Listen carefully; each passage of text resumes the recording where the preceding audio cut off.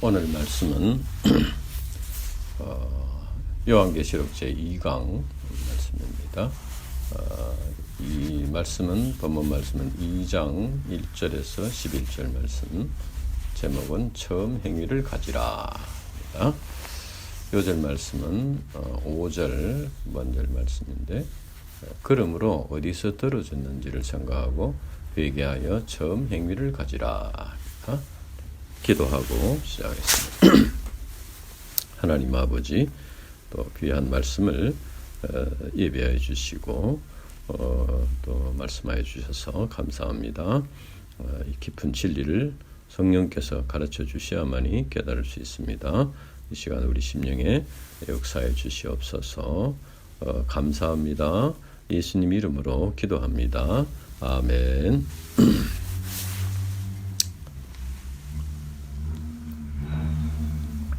사도 요한이 편지를 보낸 아시아 7교회는 모든 교회의 어떤 표본이라고 할 수 있습니다. 사도 요한의 편지 속에는 아시아의 7교회에 대한 주님의 칭찬도 있고 또 책망도 있습니다. 이것은 오늘날의 교회 안에서도 있는 일들입니다. 오늘 말씀은 아시아 7교회 중에서 첫 번째인 에베소 교회와 두 번째인 서머나 교회에 보낸 내용입니다. 첫째 1절에서 7절 말씀은 에베소 교회에 보낸 편지입니다. 1절에 보면은 이제 에베소 교회 사자에게 편지하라. 에베소는 소아시아에 있는 가장 큰 항구 도시이고 상업과 교통, 문화의 중심지로서 경제적으로 부유한 도시였습니다. 그리고 고대 7대 유물에 속하는 웅장한 대극장과 아데미 신전이 있었고, 로마에서는 경제적인 혜택을 주면서 황제 숭배를 장려했습니다. 사도 바울이 이러한 에베소에 들어가서 3년 동안 눈물로 복음을 전파했습니다. 사도행전 18장 19장에 보면은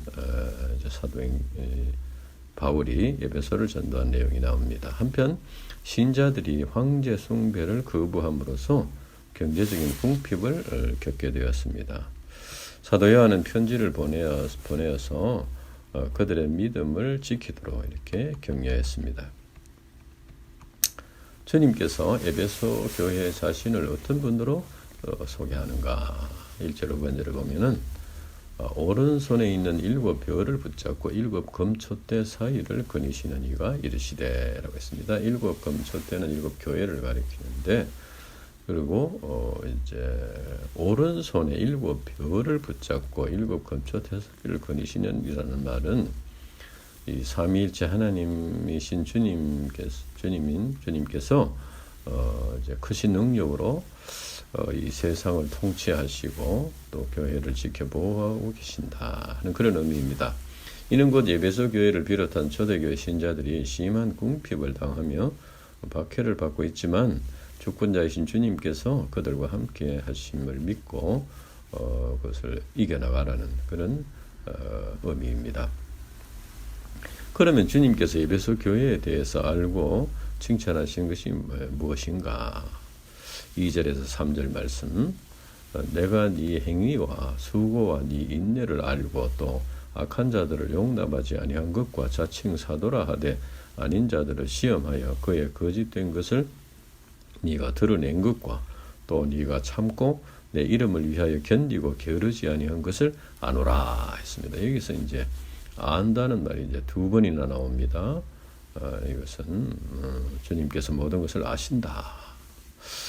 주님께서 모든 것을 아신다는 이 말씀을 우리가 2가지 측면에서 우리 생각할 수 있습니다. 첫째는 주님께서 모든 것을 아시기 때문에 주님 앞에서 정직하게 행해야 한다는 것입니다. 예수님 당시에 바리새인 서기관들은 율법을 지키려고 많은 노력을 했습니다. 그러나 그들이 그렇게 한 것은 사람들에게 잘 보여서 인정받기 위함이었습니다. 그래서 마태복음 6장 1절에 보면은 이제 예수님께서 말씀하십니다. 사람에게 보이려고 그들 앞에서 너희 의를 행하지 않도록 주의하라. 그리하지 아니하면 하늘에 계신 너희 아버지께 상을 받지 못하느니라 했습니다. 아버지께 상을 받지 못한다는 것은 하나님과 상관없는 것이 된다는 그런 의미입니다. 우리가 모든 것을 아시는 주님 앞에서 정직하게 감당할 때 하나님께서 기뻐하시는 거룩한 산제사를 드릴 수가 있다 하는 것입니다. 그럼 두 번째는 주님께서 모든 것을 아시기 때문에 주님의 판단, 주님의 평가에 맡기고 감당하라는 겁니다. 우리 신자들이 사탄 마귀가 지배하는 세상에서 신앙생활을 하다 보면 박해를 받고 또 억울한 일을 당할 때도 있고 손해를 보는 일도 있을 수 있습니다. 그러나 하나님께서는 그 행위 자체뿐 아니라 그의 목적과 의도까지도 다 아십니다. 그래서 로마서 12장 10절에 보면은 내 사랑하는 자들아 너희가 친히 원수를 갚지 말고 하나님의 진노하심에 맡기라. 기록되었으되 원수 갚는 것이 내게 있으니 내가 갚으리라고 주께서 말씀하시니라고 했습니다. 우리가 모든 판단을 하나님께 맡기고 원수를 하나님께서 갚아주실 것을 믿고 이렇게 감당할 때 참된 평안과 자유를 누릴 수가 있는 것입니다. 그러면 이제 그 당시 에베소 교회 교인들에 대해서 주님이 아시는 것을 구체적인 것이 무엇인가, 무엇을 알고 계시나, 그것을 세 부분으로 생각할 수 있습니다. 첫째는 행위와 수고와 인내를 하겠습니다. 행위라는 것은 진리의 말씀을 믿고 이제 실천하는 것입니다.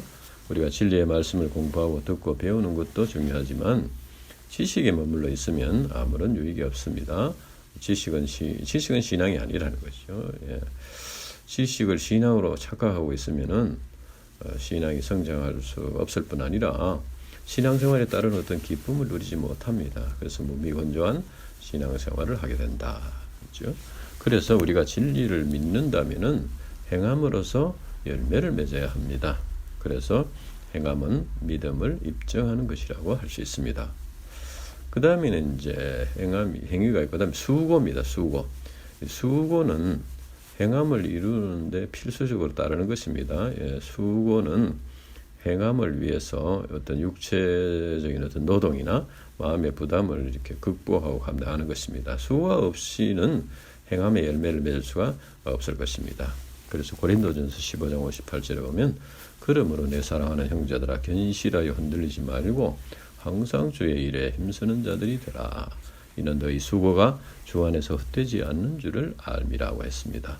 말씀에 순종하는 삶에는 수고가 따르지만 주님께서 상급으로 갚아주신다는 거죠. 그래서 그것이 헛되지 않다 하는 것입니다. 그리고 우리 신자들이 열심히 영적인 투쟁을 감당하더라도 신앙의 열매가 금방 맺히는 것이 아닙니다.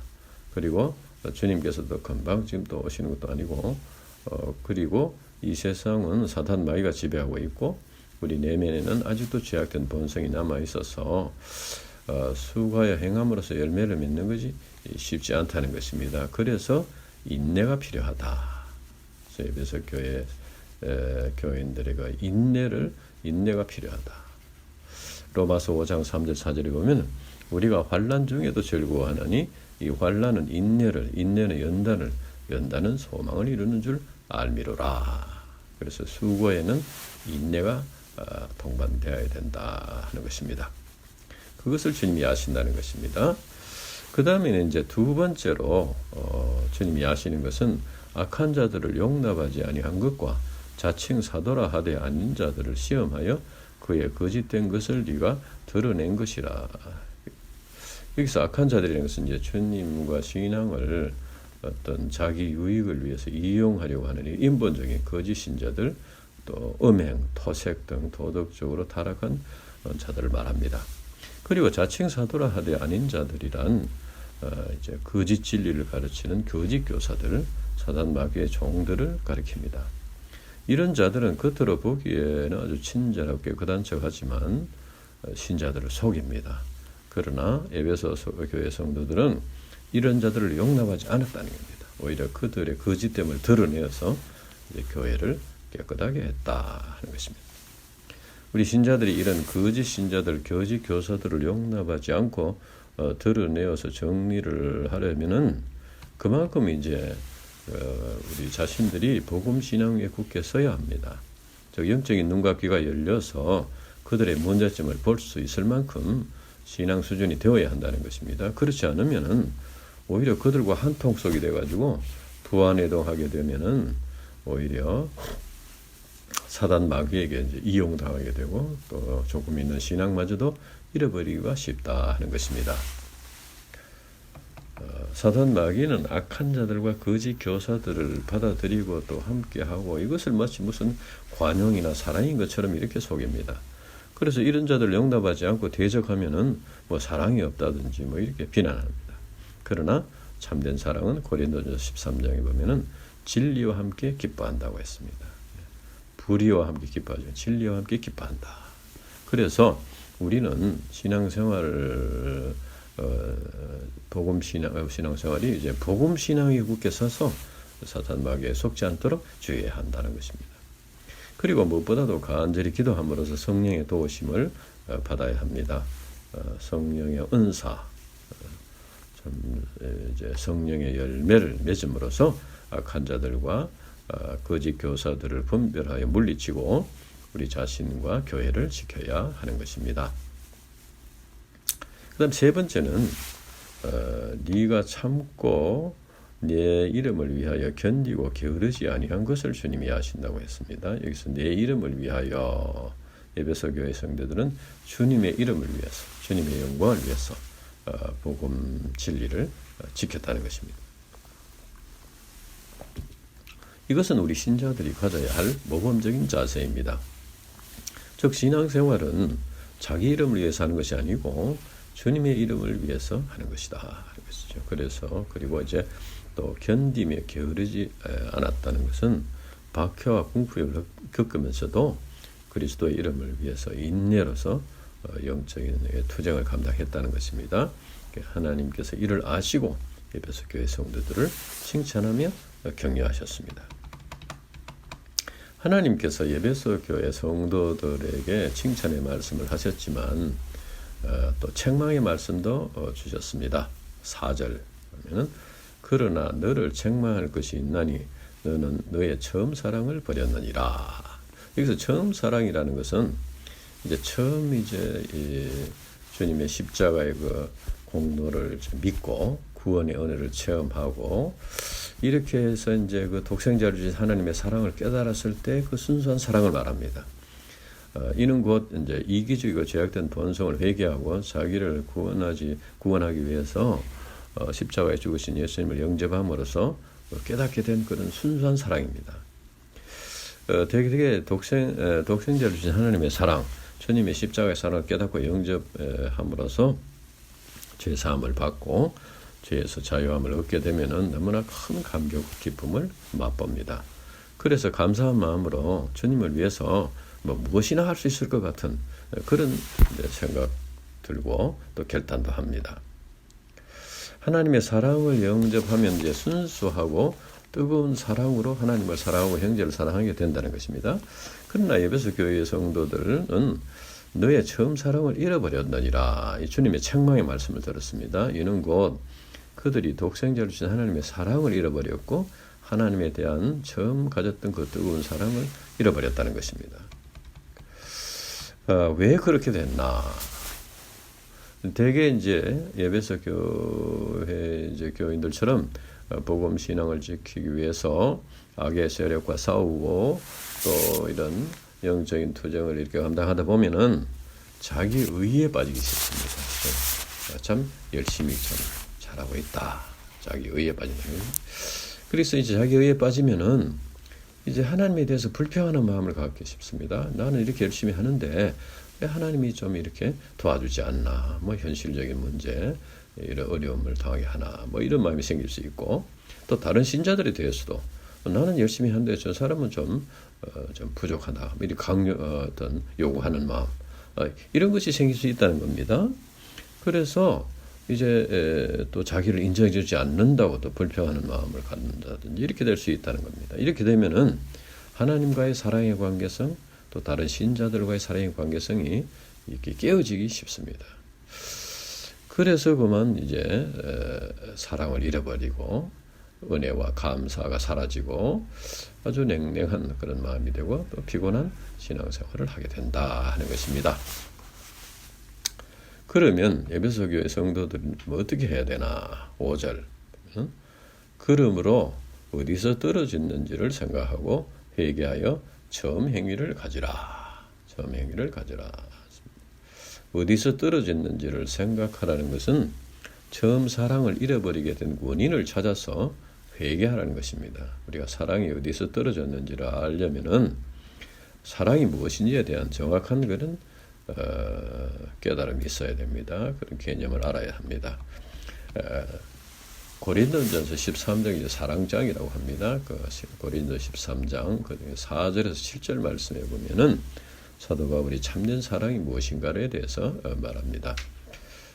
4절에서 7절 말씀. 사랑은 오래 참고 사랑은 온유하며 시기하지 아니하며 사랑은 자랑하지 아니하며 교만하지 아니하며 무례히 행하지 아니하며 자기의 유익을 구하지 아니하며 성내지 아니하며 악한 것을 생각하지 아니하며 불의를 기뻐하지 아니하며 진리와 함께 기뻐하고 모든 것을 참으며 모든 것을 믿으며 모든 것을 바라며 모든 것을 견뎌내리라.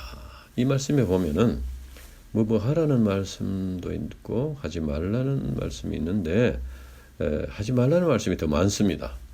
자세히 보면은 사랑은 오래 참고 온유하며 진리와 함께 기뻐하고 모든 것을 믿으며 모든 것을 바라며 모든 것을 견딘다 하는 것이고 그 반면에 사랑은 자랑하지 아니하며 교만하지 아니하며 무례히 행하지 아니하며 자기의 유익을 구하지 아니하며 성내지 아니하며 악한 것을 생각하지 아니하며 불의를 기뻐하지 않는다. 그래서 우리가 정직한 마음으로 이 말씀 앞에 서면은 사랑이 식어지게 되는 원인이 무엇인가 이것을 알 수 있게 된답니다. 회개의 제목을 찾을 수 있다 하는 것입니다. 그런데 본문 말씀에서 너의 처음 사랑을 버렸다 이렇게 책망하신 후에 회개하여 처음 행위를 가지라 이렇게 묘했었습니다. 사랑을 잃어버렸는데 행위를 가지라고 한 것은 그 처음 사랑을 회복해서 실천하라는 그런 의미입니다. 하나님과의 사랑이나 사람과의 사랑도 일방적으로 어떤 주기만 하거나 받기만 하는 것이 아니라 주고받는 것입니다. 우리가 하나님의 사랑을 받으면 우리가 하나님을 사랑하고 사람도 사랑하고 또 사랑을 받고 이렇게 하는데 물론 우리가 하나님을 사랑하더라도 하나님께서 우리를 사랑하신 그 사랑에 비하면은 너무나 참 보잘것없는 것입니다. 그러나 우리가 하나님의 크신 사랑을 받은 자로서 하나님을 사랑하고 이웃을 사랑하려고 노력하면은 참 우리가 너무나 우리의 사랑이 참 부족해서 또 그에 비해서 하나님의 사랑이 얼마나 고귀한 것인가, 참 사랑한다는 것이 얼마나 힘든 일인가, 하나님께서 우리를 사랑하신 사랑이 얼마나 귀한 것인가 이것을 체험하고 깨닫게 되는 것입니다. 우리 집에 이제 두 아들이 있는데 자기들이 아이들을 낳아서 키워보니까 부모의 사랑이 얼마나 큰가 느끼게 되었다고 이렇게 말했습니다. 이와 같이 아이가 태어나서 자라면서 부모의 사랑을 받기만 하다가 언제부터인가 부모의 사랑을 알고 부모를 사랑하게 되면은 그만큼 성숙한 인격이 되었다고 할 수 있습니다. 우리가 하나님의 사랑을 깨닫고 하나님을 사랑하고 이제 또 이웃을 사랑을 이렇게 실천함으로써 우리의 신앙이 더 성장하게 되고 인격이 성장하게 되고 이렇게 되는 것입니다. 그래서 이제 우리가 이제 하나님의 사랑을 이제 처음에는 이제 받지만 그 다음에는 이제 우리가 하나님을 사랑하고 이웃을 사랑하고 이렇게 할 때 사랑의 공동체를 이루게 되고 그렇게 될 때 우리가 우리 교회를 통해서 세상의 생명의 빛을 비출 수가 있게 되는 것입니다. 그런데 만약에 에베소 교회 성도들이 회개하지 않으면 어떻게 되는가? 5절 후반대로 보면은 만일 그리하지 아니하고 회개하지 아니하면 내가 네게 가서 네 촛대를 그 자리에서 옮기리라고 했습니다. 촛대는 교회를 상징합니다. 그리고 네 촛대를 그 자리에서 옮긴다는 것은 마치 열매 맺지 못하는 가지를 잘라버리듯이 처음 사랑을 잃어버리고 회개하지 않는 교회는 버림을 받게 된다 하는 것입니다.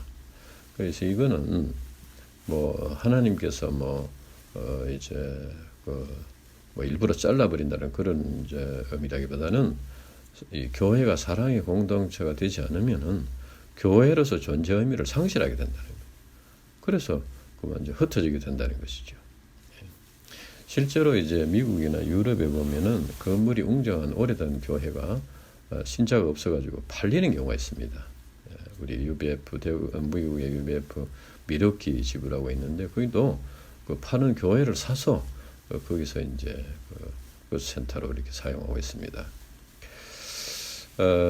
그렇지만 그런데 이제 이 말씀 만일 그러하지 아니하고 회개하지 않으면 내가 촛대를 그 자리에 옮기리 이 말씀은 말씀을 어떤 심판의 말씀이라기보다는 회개하고 돌아오기를 바라는 주님의 사랑의 음성입니다. 즉 회개하고 처음 사랑을 회복하고 하나님의 품으로 돌아오라 하는 그런 의미입니다. 하나님의 사랑은 변함이 없습니다. 하나님은 늘 그 자리에서 우리 인간들을 사랑하십니다. 다만 우리가 인간이 하나님 가까이 갔다가 어느 순간엔 또 멀리 떠났다가 이렇게 하는 것입니다. 그래서 우리 신자들은 하나님의 심판이 두려워서 의무적으로 신앙생활을 하는 것이 아니고 이제 하나님의 사랑을 기억하고 하나님을 사랑하고 이웃과 사랑의 관계를 맺음으로써 이 세상에 빛과 소금의 역할을 하는 교회를 이루어야 한다 하는 것입니다. 에베소 교회가 처음 사랑을 잃어버린 가운데 그런데도 또 어떤 칭찬 들을 만한 일이 있었나. 6절에 보면은 오직 네게 이것이 있으니 네가 니골라당의 행위를 미워하는도다. 나도 이것을 미워하노라. 니골라라는 말은 백성을 어김이라는 뜻인데 구약에 나오는 발람, 민수기에 나오는데 발람과 동일한 의미를 가진 말입니다. 그래서 니골라당이라는 것은 발람의 행위와 동일시하여 하나님의 백성을 유혹하는 사탄 마귀의 종들인 거짓 무리들이라고 봅니다. 그 기원에 대해서는 정확히 알 수 없지만은 초대교회 7 집사 중에 한 사람인 니골라가 타락하여서 만든 이단 종파라 이렇게 또 추적하는 학자들도 있습니다. 어쨌든 이 니골라당은 윤리적으로 타락한 영지주의에 빠져서 우상 숭배와 제사 절차 중에 성행위까지 하는 그런 자들이었다. 그런데 이것을 미워했다 했습니다. 오직 너희가 이것이 있으니 네가 니골라당의 행위를 미워하는도다 했습니다. 미워한다는 용납하지 않고 적극적으로 대적한다는 것입니다. 에베소 교회 성도들은 비록 주님에 대한 처음 사랑을 잃어버리긴 했으나 이단 사상인 니골라당의 행위를 분별하여 용납하지 않고 대적했습니다. 주님께서도 니골라당의 행위를 미워한다고 하시면서 에베소 교회의 태도가 옳다 이렇게 인정하셨습니다. 여기서 우리는 죄와 마귀의 그 권세를 방관하거나 혹은 무슨 사랑이라는 이름으로 용납하거나 이렇게 해서는 안 되고 적극적으로 미워야 한다는 것을 알 수 있습니다. 우리가 사람을 미워해서는 안 되지만 사람 속에 역사하는 그 죄, 사단 마귀의 그 역사를 미워야 한다는 것입니다. 죄는 자라나는 성질이 있습니다. 우리나라 속담에도 바늘도둑이 소독된다 하는 이런 말이 있습니다. 거짓말과 시기심과 같은 사소한 죄를 미워하지 않으면 나중에 사기꾼이 되고 살인자가 될 수도 있습니다. 그래서 우리는 작은 죄라도 용납하지 말고 않고 철저하게 회개하고 미워해야 한다. 그래서 죄에 빠지지 않도록 이렇게 투쟁해야 된다 하는 것을 여기서 가르쳐 줍니다. 그러면 이제 이런 투쟁을 통해서 이렇게 승리한 그런 신자들은 어떤 축복을 받게 되나. 7절은 귀 있는 자는 성령이 교회들에게 하시는 말씀을 들을지어다.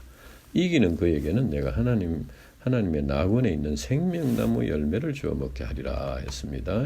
귀 있는 자라는 것은 하나님의 말씀을 들을 수 있는 영적인 귀가 열린 자, 다시 말하면 영적인 성원이 있는 자를 가리킵니다. 그리고 이긴다는 것은 마귀와 영적 싸움에서 이기는 것을 말합니다. 우리 신자들이 사단 마귀와 싸움에서 이기려면은 하나님의 전신갑주를 입어야 합니다. 에베소 6장인데 특히 우리 신자들은 영의 귀를 열고 성령의 검인 하나님의 말씀을 마음에 새기고 있어야 합니다.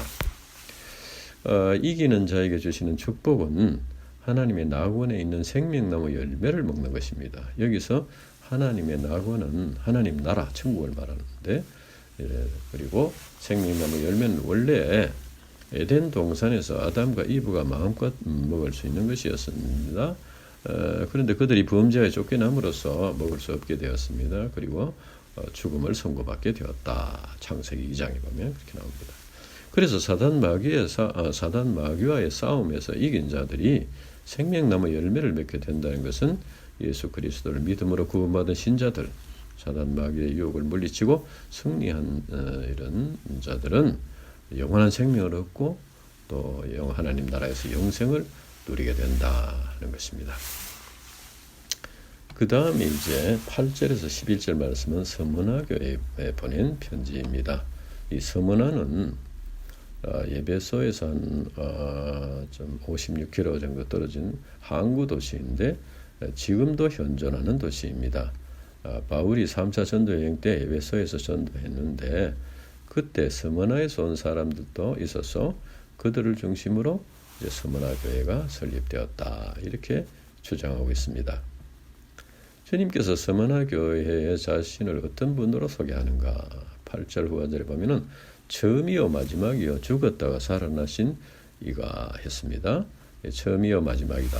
이것은 이제 1장 8절에 보면 알파와 오메가다 하는 말과 같습니다. 즉 주님께서 삼위일체 하나님이신데 창조주로서 처음이 되시고 심판주로서 마지막이 되신다 하는 것입니다. 그리고 죽었다가 살아났다는 것은 주님께서 우리 인간을 구원하기 위해서 십자가에 죽으셨다가 3일 만에 부활하신 것을 말합니다. 그래서 주님께서는 죽음의 권세를 이기심으로써 우리 인간들에게 죄사함과 구원을 주시는 그리스도가 되신다는 것입니다. 그러면 주님께서 서문화 교회에 대해서는 어떤 점을 알고 계시는가? 첫째는 환난과 궁핍입니다. 9절 보면은 내가 네 환난과 궁핍을 알거니와 실상은 네가 부유한 자니라 했습니다. 초대교회 시대에 황제 숭배가 이제 극심했는데 황제의 숭배, 신상에 이제 절을 하고 제사하고 이렇게 해야만 정상적인 경제 활동을 할 수 있었습니다. 경제적인 혜택이 주어졌습니다. 반면에 황제 숭배를 거부하는 신자들에게는 그 경제 활동을 할 수 없도록 이렇게 했습니다. 그래서 결국은 이 신자들은 이제 환난을 당하고 특히 궁핍한 삶을 살게 되었다. 그러나 주님께서는 그들이 부유한 자라고 말씀하셨습니다. 이제 경제적으로 궁핍한데 부유한 자다. 이것은 예수님을 믿고 구원받은 신자들에게만 적용되는 어떤 역설적인 진리입니다. 서문화 교회 신자들이 신앙으로 인해서 환난이나 궁핍을 당하는 것은 하나님 나라에 그만큼 보화를 찾는 것이라는 거죠. 그 우상에 절하고 황제 숭배를 하고 이렇게 해서 얻을 수 있는 그 말하자면은 이제 경제적인 유익을 주님을 믿는 믿음으로 인해서 이제 못 받게 되니까 그만큼 하나님의 보화를 찾는 것이다 그 말이에요. 즉 그들이 세상에서 이제 손해를 보고 희생이 당하는 것은 하나님 나라에서 받을 상급을 찾는 것이다. 그런 의미에서 이제 부유한 자다. 하나님 나라에서 부유한 자다. 이것은 이제 가치관의 변화를 말합니다. 그러니까 하나님 나라의 가치관으로 변화가 되었다는 겁니다. 이 세상의 것들은 심판대에 다 불타 없어질 것이고 하나님 나라에 쌓아둔 것만이 영원하다 하는 그런 입장에서 이들은 참 부유한 자다 하는 것입니다. 기독교 신자가 되는 것은 단순히 죄사함을 받고 죄의식에서 벗어나는 것만을 의미하는 것이 아니고 변화된 가치관을 갖는 것입니다. 구원받고 신자가 되는 것은 이 세상의 가치관에서 하나님 나라의 가치관으로 변화된 새로운 삶을 사는 것이다. 만약에 예수 믿고 구원만 받고 사는 것은 이 세상 가치관대로 살고자 이렇게 한다면은 그것은 이제 결국 이 세상과 천국을 동시에 얻고자 하는 것이 될 것입니다. 이런 인본적인 신자들 때문에 이 세상에서도 잘 살고 또 천국도 가고 이런 때문에 세상 사람들부터 예수쟁이가 더 이기적이다 이런 비난을 받는 경우가 있습니다. 천국에 들어가는 문은 너무 좁아서 이 세상의 것을 짊어지거나 들어갈 수 없다는 그런 말이 있습니다. 즉 우리가 천국을 소유하기 위해서는 이 세상의 것들은 버릴 수 있어야 된다 하는 것입니다. 그래서 우리는 하나님 나라의 가치관을 가지고 하나님 나라에서 부유한 자들이 되어야 한다는 것입니다. 그 다음에 이제 서머나 교회에 대해서 주님이 하시는 두 번째는 자칭 유대인의 비방. 자칭 유대인의 비방이다. 그래서 이제 9절에 보면은 자칭 유대인이라는 자들의 비방도 알거니와 실상은 유대인이 아니요 사단의 회당이라. 그래서 자칭 유대인이라는 것은 유대인의 혈통으로 이제 태어났지만은 났는데 하나님의 아들 예수 그리스도를 영접하지 않는 그런 자들을 가리킵니다. 이들은 이제 혈통적으로 아브라함의 조선이라는 선민 의식을 가지고 있어서 자기들은 이미 구원받았다, 하나님 나라에 간다 이렇게 믿고 있었습니다. 그래서 사도 바울은 이들을 표면적 유대인이다. 로마서 2장 28절에 보면 그랬습니다. 이는 겉으로 보기에는 이제 우리 교회도 나가고 예배도 드리고 직분도 맡고 하는데 내용적으로는 아직도 구원의 확신이 없는 그런 자들과 같다고 할 수 있습니다. 이들은 이제 메시아가 잘못된 메시아를 가지고 있습니다. 이들은 메시아가 모세와 다윗과 같은 정말 참 백만대군을 거리는 그런 위대한 장군이 왕으로 오셔가지고 이스라엘을 회복시키고 메시아 왕국을 건설할 것을 기대하고 있었습니다. 그 당시 제자들도 그런 마음이 있었습니다. 그래서 하나님의 아들 예수 그리스도께서 오셨지만은 자기들이 원하는 메시아가 아니라고 해서 결국은 십자가에 못 박아 죽은 것입니다. 그리고 그들은 율법을 지키지 않은 이제 유대인 출신 신자들, 유대인 신자들 중에 유대인 출신 신자들은 이제 과거의 율법을 이제 대로 이렇게 하지 않으니까 이제 그 이단 사교에 빠진 자들을 이렇게 비방하고 박해했습니다. 주님께서는 이들을 사단의 회당이라고 책망했습니다. 이는 곧 사단의 종들이다, 사단의 무리다 그런 말이죠. 그래서 서머나 교회 이 교인들의 행편을 아시는 주님께서 그들을 어떻게 격려하셨나, 어떤 당부의 말씀을 주셨나. 10절 말씀에 보면은 너는 장차 받을 고난을 두려워하지 말라. 볼지어다 마귀가 장차 너희 가운데서 몇 사람을 옥에 던져 시험을 받게 하리니 너희가 3일 동안 환난을 받으리라. 네가 죽도록 충성하라. 주님께서는 그들이 고난받는 것을 아셨습니다. 그래서 고난받을 것이다. 너희들이 고난이 있을 것이다. 그럼 두려워하지 말라고 당부하셨습니다. 그리고 3일 동안 환난을 받으려는 말은 박해가 있기는 하겠지만은 어떤 기간이 제한되어 있다 하는 것을 의미합니다. 그 당시 서머나 교회 교인들이 많은 이제 환난과 박해를 받았는데 그렇으면 이제 그만 환난이 없을 것이다 이렇게 말해주면 참 좋았을 것입니다. 그러나 주님께서는 환난이 있을 것이다, 여전히 고난이 있을 것이다 이렇게 말씀하시고, 그렇지만은 언젠가는 끝이 있을 것이니 두려워하지 말라고 말씀하셨습니다. 이것은 우리 신자들이 믿음으로 살아도 이 세상에 사는 날 동안에는 이 사단 마귀의 공격이 계속된다는 겁니다. 그래서 우리 신자들이 하나님 나라에 가기까지는 계속해서 사단 마귀와 싸우고 사단 마귀가 이렇게 주는 이런 어떤 환난이나 고난을 시험을 당할 수가 있다. 그래서 계속해서 싸워야 한다는 겁니다. 그래서 주님께서는 네가 죽도록 충성하라. 죽도록 충성하라. 영어 성경 NIV 영어 성경 보면은 이 죽도록 충성하는 말은 be faithful 했습니다. Even to the point of death. 죽는 순간까지도 변절되지 말아라. 충실하라. 믿을 수 있는 자가 되라. 신자가 되라. 그런 의미입니다. 이것은 사단 마귀가 우리 신자들을 유혹하여 신앙을 변질시키려고 한다는 것을 의미합니다. 그래서 사단 마귀와 싸워서 그 신앙이 변질되지 않고 그 신앙을 지키는 것이 그만큼 참 어렵다, 힘들다. 하는 것을 의미합니다. 그러면 죽도록 충성하는 것은 실제 생활에서 그러면 어떻게 하는 것인가? 파김치 가지고 뭐 이렇게 주님을 위해서 일을 하는 것인가? 죽도록 충성하는 게 무엇인가? 우리가 이제 생각해 보면은 우리 인간들에게서 죽는 것보다 더 어려운 일은 없을 것입니다. 그래서 우리 신자들이 죽도록 충성한다는 것은 주님을 위해서 무슨 일이나 할 수 있다. 못할 일이 없다는 겁니다. 죽는 일보다 어려운 일이 더 뭐 없으니까 주님을 위해서 무슨 일이나 할 수 있다 하는 것입니다. 스무나 교회 감독이던 폴리캅이라는 분이 이제 체포되어 가지고 로마 총독으로부터 이제 네가 한 번만 로마 황제에게 절하고 신상에 절하고 예수님을 욕해라. 그러면 살려주겠다. 이렇게 말했습니다. 그러나 그는 이제 주님께서 자기가 이제 86세인데 86년 동안 주님은 한 번도 내게 나쁜 일을 하지 않았습니다. 그런데 내가 어떻게 나를 구원하신 주님께 욕을 할 수 있겠습니까? 이렇게 거절하고 화형을 순교를 당했다. 그렇게 전해지고 있습니다.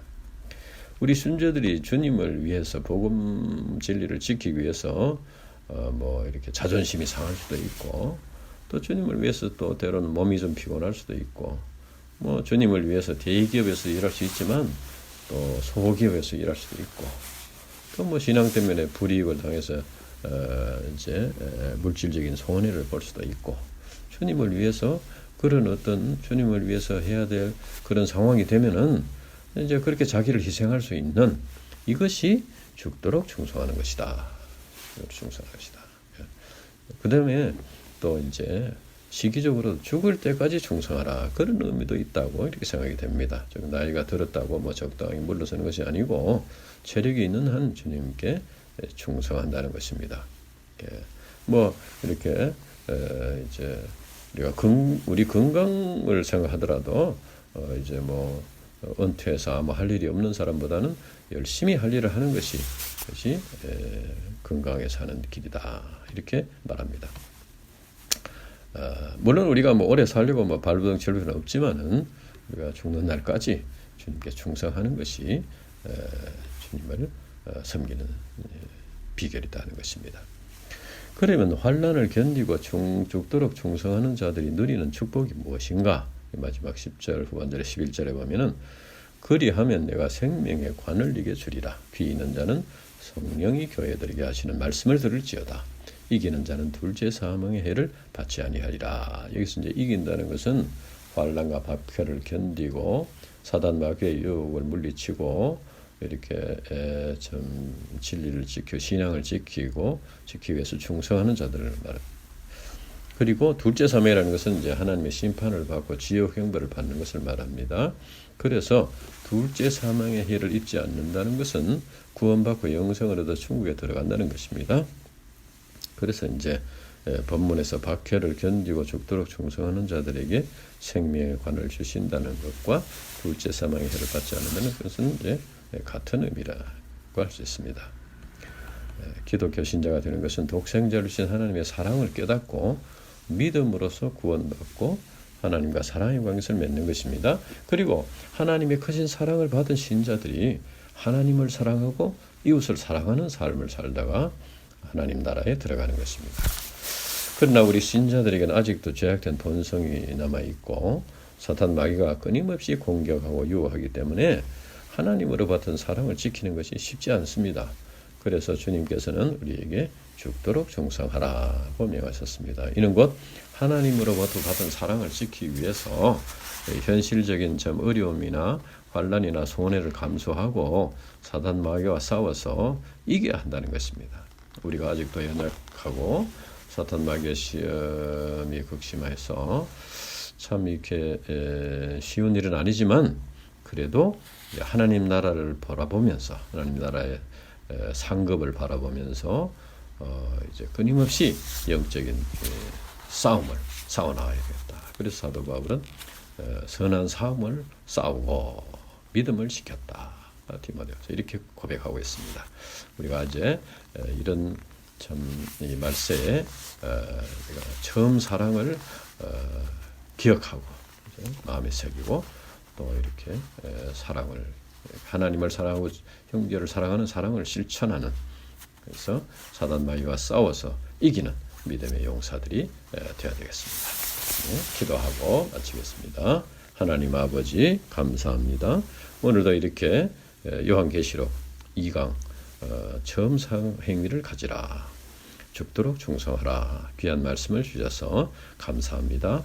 이제 주님이 오실 날이 다가오는 이 말세 때 우리가 이제 하나님의 그 극진하신 사랑, 독생자를 주신 하나님의 사랑 우리가 기억하고 이제 우리가 부족하지만 하나님을 사랑하는 삶, 형제를 사랑하는 삶을 살 수 있도록 도와주시고, 우리를 속이고 넘어뜨리는 사단 마귀와 영적인 싸움에서 승리하고 영생을 누리는 믿음의 용사들이 될 수 있도록 축복해 주시옵소서. 감사합니다.